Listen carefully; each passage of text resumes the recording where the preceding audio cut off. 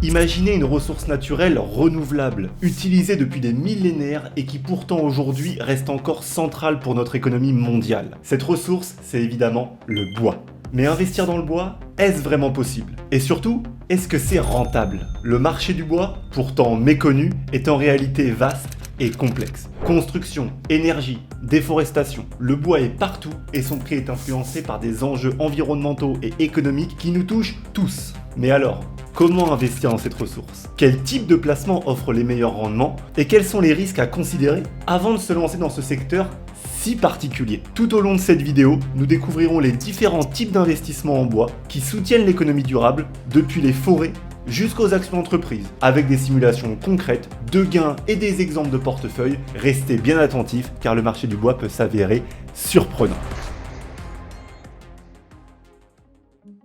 Le bois est une ressource qui fait rêver. C'est un matériau robuste, présent depuis des siècles, voire des millénaires, qui en plus de ça peut être transformé à l'infini et qui se recycle très bien. Et même en fin de vie, on peut toujours l'utiliser pour se chauffer. C'est une ressource naturelle qui est juste géniale. Et pour couronner le tout, le bois pousse tout seul et absorbe en plus de ça du CO2 dans l'atmosphère. Que demander de plus? C'est la ressource parfaite pour notre économie de demain. Mais le seul problème, c'est qu'avec l'artificialisation des sols, le besoin toujours plus important d'espaces urbains et agricoles, les ressources en bois ont tendance à s'amenuiser, pour laisser place à des villes et à des champs. Malgré tout, le bois va être une ressource cruciale pour notre futur et la raréfaction de l'offre a tendance à pousser le prix du bois vers le haut, ce qui n'a rien de surprenant. Mais pour que le bois reste une ressource abordable et utilisable, un certain nombre de défis doit pouvoir être surmonté. Et il y en a principalement 3. Et il est essentiel de les connaître pour bien comprendre cet investissement. Premier défi, le défi démographique. Comme dit plus tôt, les forêts sont coupées pour laisser place à de nouveaux quartiers résidentiels ou à des champs pour nourrir la population. Le bois est donc transformé en différents produits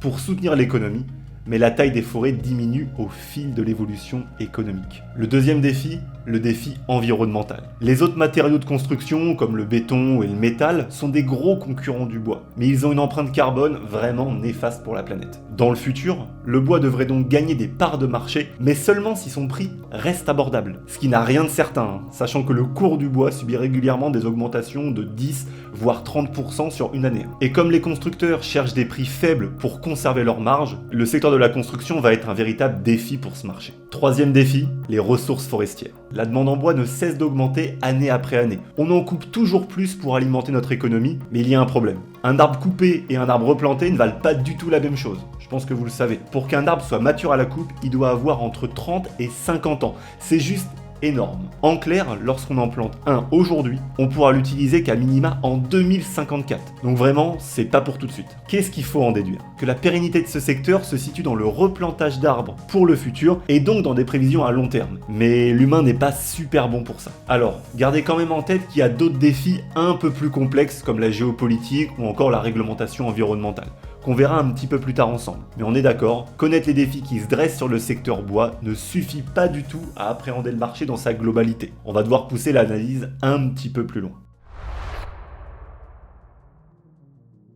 Déjà, vous devez comprendre qu'il n'existe pas un seul marché du bois, mais plein de sous-catégories distinctes avec à chaque fois leurs acteurs bien particuliers. On va donc voir ensemble le cycle de vie économique du bois de A à Z, en mettant en place déjà sa chaîne de valeur. Déjà, au tout début, on a la production, la fourniture de matières premières. C'est la base du secteur, évidemment. Des sociétés coupent du bois pour créer la matière première qui servira à tout le marché du bois. On l'appelle le grume de bois. Ces acteurs sont généralement des exploitants forestiers ou des négociants en bois qui l'achètent pour le revendre. Ensuite, on a le transport dans la chaîne. Les grumes de bois qui sont prêts à l'emploi sont transportés vers différents sites de production, scieries, usines, constructeurs, etc. pour être transformés. Et le transport du bois peut aussi être très spécifique selon le volume, les réglementations du pays ou encore simplement le type de transport. À partir de là, le bois connaît deux transformations principales. La première transformation, le bois de qualité est scié pour être transformé en planche et en charpente via un procédé de séchage du bois pour améliorer sa durabilité. La deuxième transformation, les résidus de bois sont transformés en panneaux agglomérés ou en contreplaqué, ou même en bois lamelé collé à destination de différents secteurs, tels que les palettes en bois, l'artisanat ou encore le mobilier d'intérieur. Maintenant vient le sous-secteur de la distribution. Les différents produits finis sont envoyés dans différents sous-secteurs dédiés à la construction, les grossistes, les magasins spécialisés ou même les artisans. Et enfin, on a la valorisation des déchets. déchets. C'est ce qui fait la beauté du bois, finalement,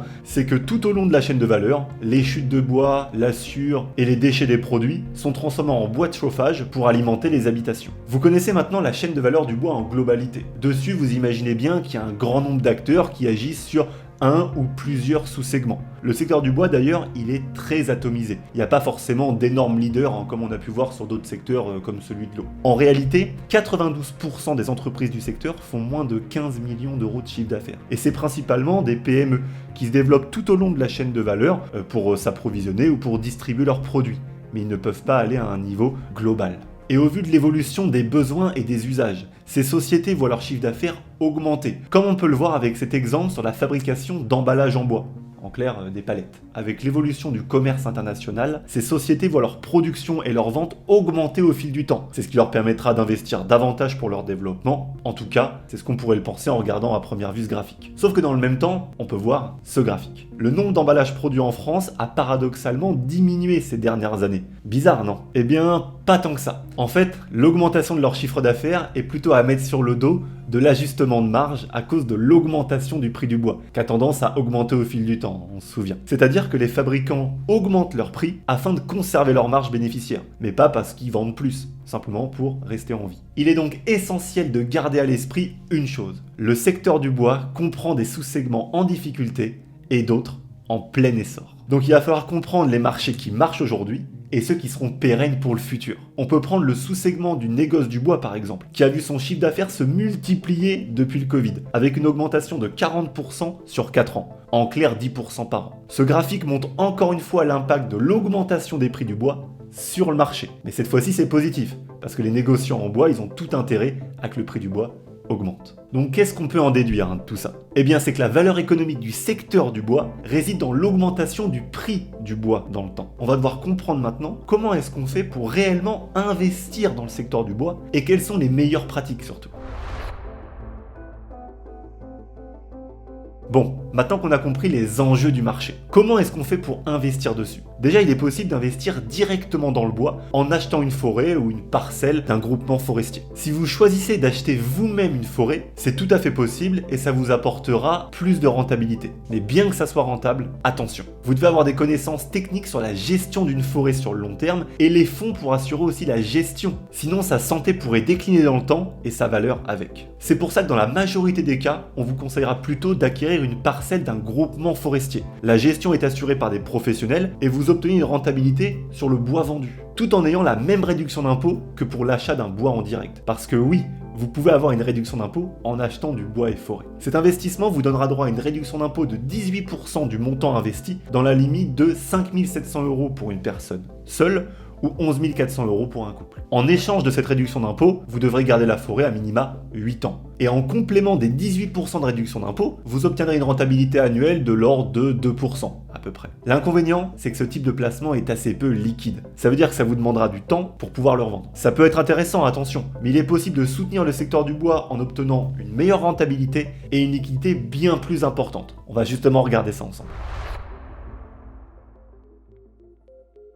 Vous l'avez bien compris maintenant, ce qui pousse la valeur vers le haut du secteur du bois, c'est la demande en bois, et donc le prix de la matière première. Et dans ce cas, le plus intéressant pour obtenir de la rentabilité dans le secteur, ça serait d'acheter directement du bois, et de le revendre plus tard, comme on pourrait le faire avec de l'or par exemple. Sauf que déjà, c'est pas forcément pratique à stocker, et en plus de ça, le bois peut s'abîmer, contrairement à l'or. C'est pourquoi on va plutôt investir dans un fonds dédié, regroupant un grand nombre de sociétés partout dans le monde, et qui, elles, agissent directement dans le secteur du bois. En faisant ça, votre investissement va se comporter comme un tracker de l'évolution de la demande et du prix du bois. C'est-à-dire que plus le bois sera prisé, ce qui vous l'avez compris a de fortes chances d'arriver, plus votre investissement va être fructueux. Avec ce genre d'investissement, votre capital va augmenter pas à pas dans le temps et si vous souhaitez récupérer votre argent, vous y aurez accès en un instant. Et ça, c'est une solution très pratique. Attention par contre, le bois est un investissement qui a du sens, qui sera rentable sur le long terme et qui répond à de très importantes problématiques pour notre futur. C'est vrai.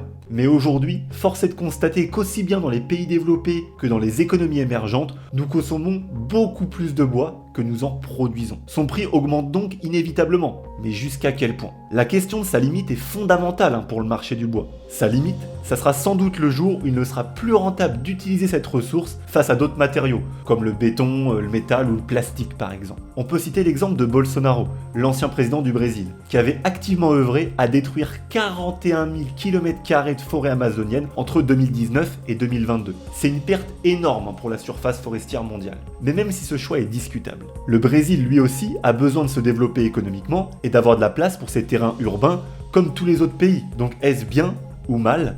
Ça dépend du point de vue, mais ça serait aussi hypocrite de les empêcher de se développer alors que l'Europe le fait depuis des décennies. Notez que ce genre d'investissement doit représenter une faible proportion de votre portefeuille d'investissement avec maximum 10% de vos liquidités totales, pas plus. Il apporte une rentabilité et une diversification d'un portefeuille classique. Si vous souhaitez par contre mettre en place un portefeuille totalement écologique et social, c'est tout à fait possible. Mais il faudra incorporer d'autres secteurs, vous l'imaginez bien. Comme l'eau par exemple, qu'on a vu ensemble dans une précédente vidéo. Pour ceux qui nous découvrent aujourd'hui, NCP c'est un cabinet de conseil en investissement. On accompagne tout type de profil sur différents sujets d'investissement, immobilier, placement financier, structuration du patrimoine et même fiscalité. Pour ceux qui nous connaissent déjà, vous pouvez toujours réserver un rendez-vous découverte via le lien en description pour faire un point sur votre situation et vos objectifs afin d'établir une stratégie solide. Le rendez-vous est toujours offert si vous passez par ce lien. Abonnez-vous si ça vous a plu et que vous souhaitez soutenir notre travail et moi je vous dis à très bientôt.